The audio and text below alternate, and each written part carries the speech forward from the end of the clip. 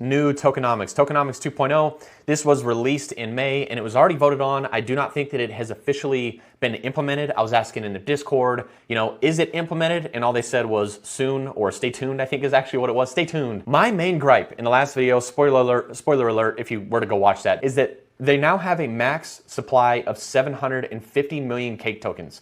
And based on the inflation of the last of how it was set up last time, I was like, inflation like this forever is just not good. It's going to drive the price down to zero because things cannot just keep on being inflated at the rate that Pancakeswap was doing it. So I'm glad to see that they got it under control and they capped it at 750 million.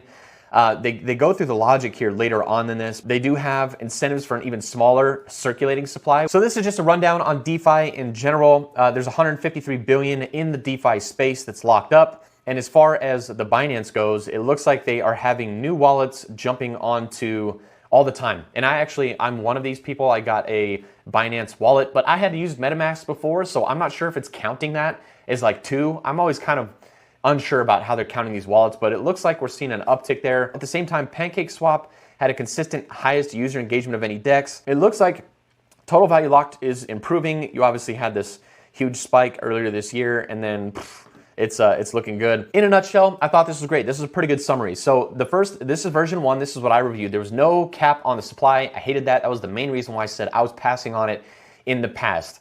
I'm also right now I'm trying to focus on L1s. So buying a DEX on an L1 is kind of, I don't know right now. Anyways, Cake, it's used for mining rewards, lottery rewards, voting, the ecosystem, the wider ecosystem, partnerships, yeah, right? The new proposed, which we voted on, like we said, is going to have a cap supply, retain most of the use cases over here, but it's going to give you weighted voting, boosted farm yields, which we're going to go over, boosted IFO allocation, and I thought this was awesome in the last video. This stands for initial farm offering. I believe it's farm, but basically what happens is a coin can come to Pancakeswap and say, hey, we want to raise some capital. We're giving away some tokens. What happens is in that IFO pool, if you had staked some cake or something like that, you can say, all right, I'm going to give them my cake tokens exchanged for their tokens. You could invest